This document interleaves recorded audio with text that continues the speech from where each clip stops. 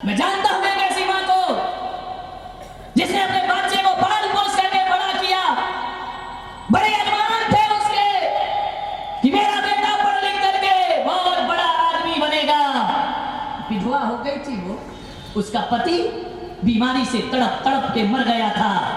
उस मां ने सोचा कि जो स्थिति मेरी हो रही है वो दुनिया के किसी महिला के पति की नहीं होना चाहिए।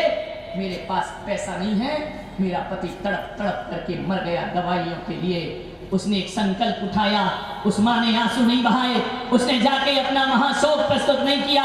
वो मां मंदिर में जाती है अपने बच्चे को लेकर के, वो कहती कि भगवान इतनी ताकत है, मेरा पति मुझे दुनिया से छोड़ करके चला गया, एक बच्चा मेरे पास है, मैं इसको दुनिया का सबसे बड़ा डॉक्टर बना करके खड़ी करूंगी।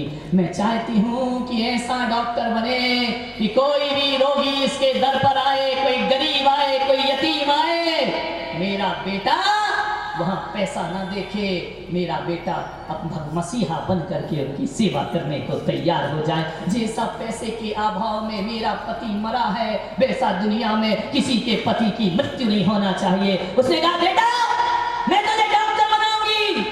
बच्चे ने कहा माँ मैं डॉक्टर बनूंगा, जरूर बनूंगा माँ, मैं तेरा सपना पूरा करूंगा। उस माँ ने बच्चे को पढ़ाया, जितना पैसा था लगा दिया, मकान बेच दिया, किराए के मकान पर आ गई। अब उसके पास कोई आय का साधन नहीं था। उस माँ ने क्या किया, दूसरे के घर में बर्तन साफ करती, कपड़े धोती। बेटा कहता माँ तू ये क्यों करती है, तुझे डॉक्टर बनाना है ना, तू कैसे डॉक्टर बनेगा, डॉक्टर बनने के लिए बहुत पैसे लगा करते हैं, मुफ्त में कोई डॉक्टर नहीं बनता है, लेकिन मेरा बेटा तू डॉक्टर जरूर बनना। उसने कहा माँ मैं तेरा सपना जरूर पूरा करूंगा। 12वीं क्लास तक उस माँ ने उस बच्चे को गांव में पढ़ाया, मेहनत की, मजदूरी की। तू मेरी चिंता मत कर, जिस दिन तू डॉक्टर बन जाएगा ना ये माँ सब काम छोड़ देगी बेटा, देखना अपने अच्छे दिन जरूर आएंगे। क्या हुआ, पढ़ने के बाद उस बेटे को डॉक्टरी करना है तो शहर जाना पड़ेगा, और शहर जाने के लिए पैसों का इंतजाम करना पड़ेगा। उस माँ ने कहा तू चिंता मत कर, मैं बैंक से लोन ले लेती हूँ, कर्ज ले लेती हूँ, मेहनत मजदूरी करके तेरा कर्ज चुका दूंगी, तू बस एक बार डॉक्टर बन जा मेरे बच्चे। माँ गई, उसे ट्रेन में छोड़ करके आई। माँ को बड़ा दुख हुआ, माँ ने कलेजे से लगाया उस बच्चे को। बच्चे ने कहा माँ बरसों बीत गए, समय बीत गया, माँ गांव में पड़ी है, बेटा डॉक्टर बनकर शहर में रह रहा है। एक दिन माँ बीमार पड़ गई, बहुत ज्यादा बीमार हो गई। गांव के लोगों ने कहा पगली कब तक मेहनत मजदूरी करेगी, देख तेरा बेटा कितना बड़ा डॉक्टर है, जा उसके पास चली जा और अपना इलाज करा देना। उसने कहा मैं अपने बेटे के पास जाऊं, वो डॉक्टर बन गया। लोगों ने कहा इतना बड़ा डॉक्टर है कि बड़ी धाक है उसकी उस शहर में। उस बुढ़िया ने कहा वो किस शहर में रहता है ये तो मुझे पता है, लेकिन कहाँ रहता है ये मुझे नहीं मालूम है। गांव के लोगों ने कहा हम एड्रेस ढूंढ के देते हैं, और अम्मा चिंता मत कर, इतना नाम है उसका कि किसी भी रिक्शे वाले को बोलेगी उसके नर्सिंग होम में छोड़ देगा तुझे, इतना नाम है मेरे बच्चे का। हाँ, बहुत बीमार हो गई माँ। माँ ने कहा मैं जाऊं कैसे, मेरे पास तो जाने के पैसे भी नहीं हैं। गांव के लोगों ने, पंचों ने कहा हम तेरे किराए की व्यवस्था करते हैं।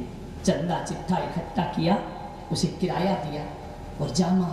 बोले पहली बार शहर में जा रही हूँ, मुझे कुछ नहीं पता है। लोगों ने कहा हम बिठा देते हैं ट्रेन में। एक पैसेंजर को कहा कि अमुक गांव आए तो इसको उतार देना, अमुक शहर आए। वह उतरी उस स्टेशन पर, प्लेटफॉर्म के बाहर गई, एक ऑटो रिक्शा वाले को बोलती है फलाने फलाने डॉक्टर के पास मुझे जाना है, उसका घर कहाँ है तुम जानते हो। रिक्शे वाले ने कहा अम्मा कौन नहीं जानता उस डॉक्टर को, चलो मैं तुम्हें छोड़ देता हूँ। बिठाया ऑटो रिक्शा में, जैसे ही पहुंचे वह उस बच्चे के घर में देखती है इतना आलीशान मकान। उसे लगा ऐसा तो नहीं है कोई और डॉक्टर हो, मेरा बेटा चोपड़ों में पला, इतना बड़ा मकान कैसे बना सकता है। उसने रिक्शे वाले से कहा कि सच बताओ ये वही डॉक्टर है ना। हाँ अम्मा ये वही डॉक्टर है जिसका तूने मुझे नाम बताया है, बहुत नाम है उसका। घबराती सहमी सहमी सी डोरबेल बजाती है, घंटी बजती है, दरवाजा खुलता है, देखती है बेटा खड़ा है सूट बूट पहने हुए। उसने कहा माँ तू यहाँ कैसे आ गई? बोले बेटा ये तेरा मकान है। हाँ माँ देख ये मेरा मकान है, तू कहती थी ना कि बहुत बड़ा डॉक्टर बनना, मैं बहुत बड़ा डॉक्टर बन गया माँ, बड़ा नाम है मेरा, लेकिन तू यहाँ कैसे आ गई? बोले बेटा मैं बहुत बीमार हूँ, गांव वालों ने भेजा है जा अपने बच्चे से इलाज करा ले। जैसे ही देखती है सीढ़ियों से उतरती हुई एक महिला आ रही है।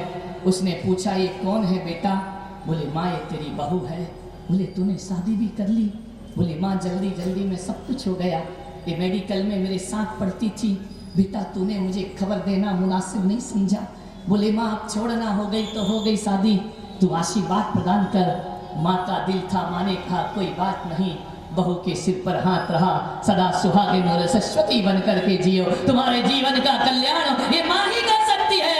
एक बात याद रखना रतलाम वालों, जिसको देखो वो दगा देता है, दोस्त बन करके सजा देता है। एक माँ का दिल है इस दुनिया में, वरना मुफ्त में यहाँ कौन दुआ देता है, वरना मुफ्त में यहाँ कौन दुआ, फ्री में कहीं दुआ भी नहीं मिला करती है आज के जमाने में। उस माँ ने कहा सदा सुहागिन रह बेटी।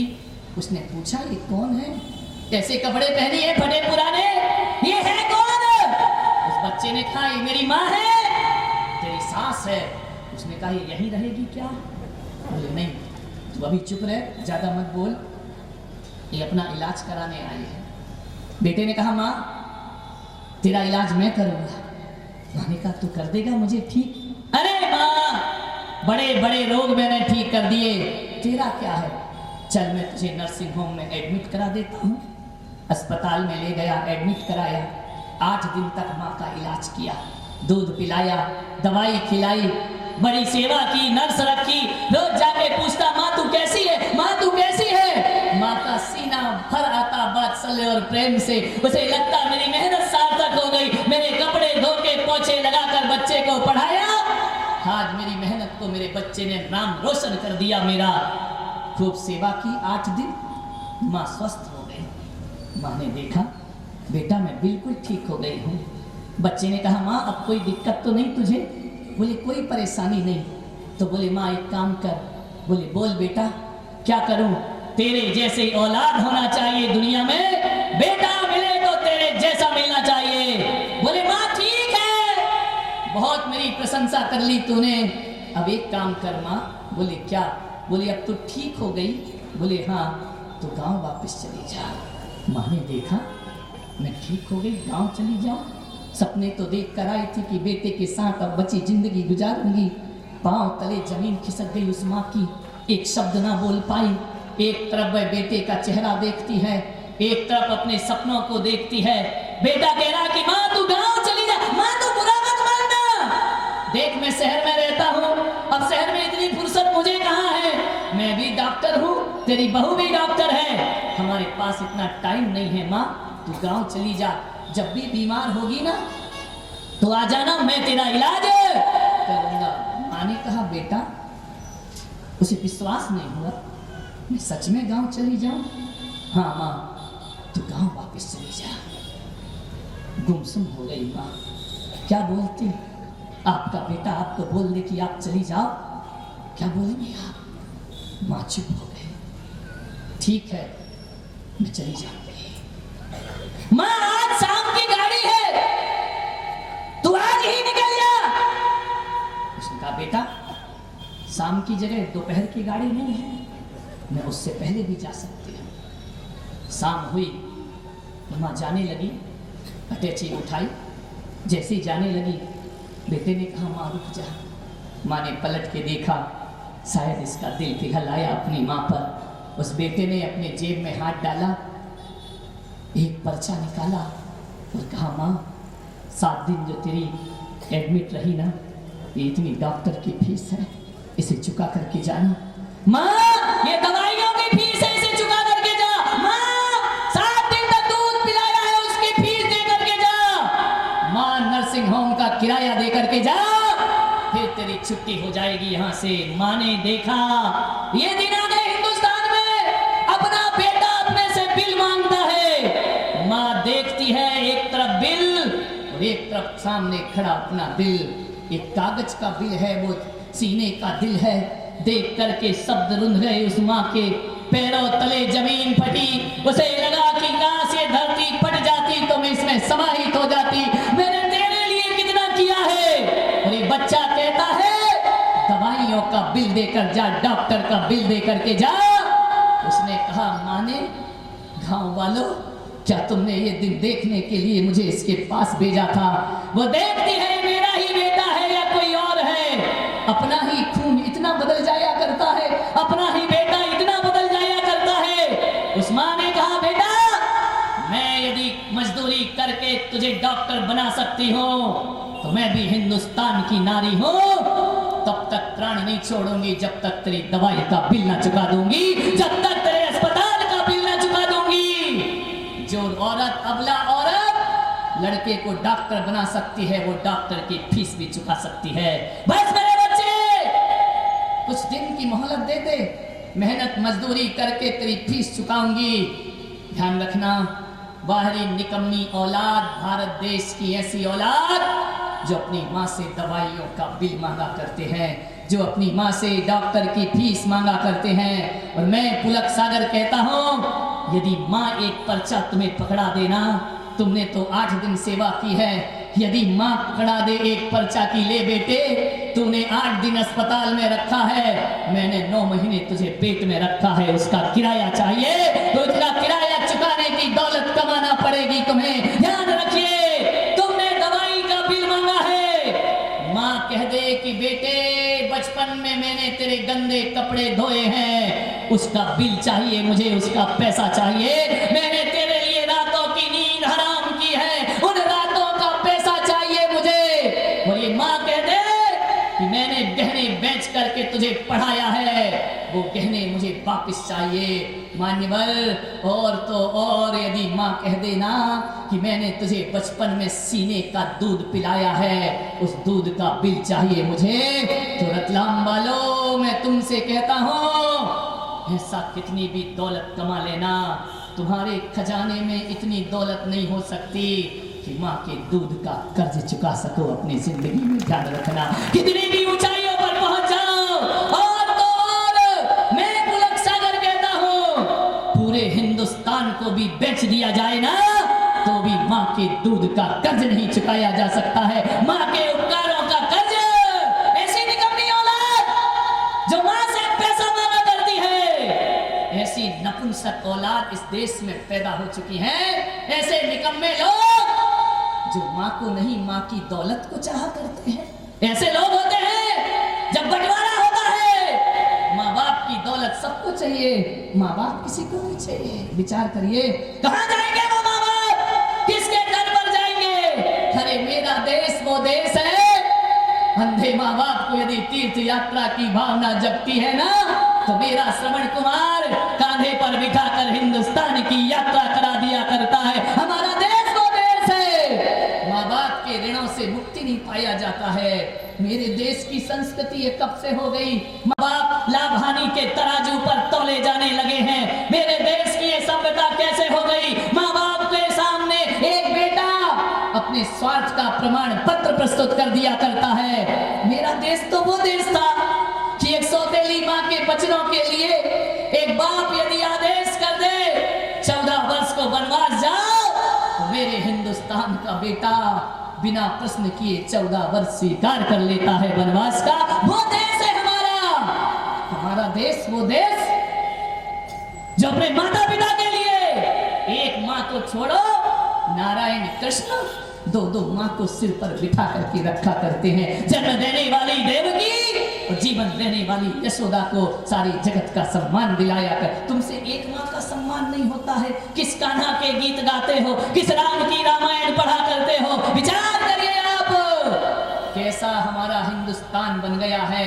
एक पाश्चात्य संस्कृति ने, एक कॉन्वेंट की शिक्षाओं ने क्या दिया है हमें? कुछ नहीं, रिश्ते छीन लिए हैं, भावनाएं हमारी छीन ली हैं। मान्यवर मैं आपसे निवेदन करता हूं आप कह रहे होंगे कैसा निकम्मा बेटा है जो माँ से दवाइयों का बिल मांगता है।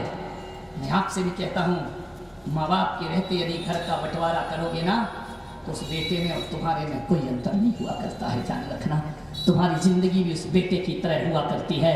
माँ बाप के रहते भाई भाई आपस में लड़ा करते हैं। माँ बाप के रहते रहते घरों में दीवारें खड़ी होती है।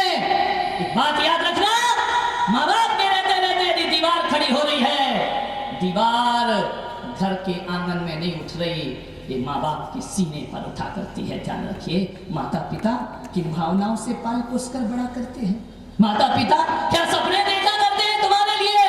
अपनी इच्छाओं की पूर्ति नहीं करते, तुम्हारी इच्छाओं की पूर्ति किया करते हैं। ऐसे माता पिता जिनने सब कुछ तुम्हारे लिए लुटा दिया, उनको आप बुढ़ापे में क्या परिचय देते हैं? ध्यान रखना, माँ माँ होती है मेरे भाई। सोच लेना आप अपनी जिंदगी में एक बार। आपसे मैं निवेदन कर रहा हूँ, बड़ी विनम्रता के साथ सब कुछ करना। दौलत, रुपया, पैसा, शोहरत ये मिले या ना मिले, मामूली है ना। माँ से बड़ी दौलत दुनिया में कोई नहीं हुआ करती है।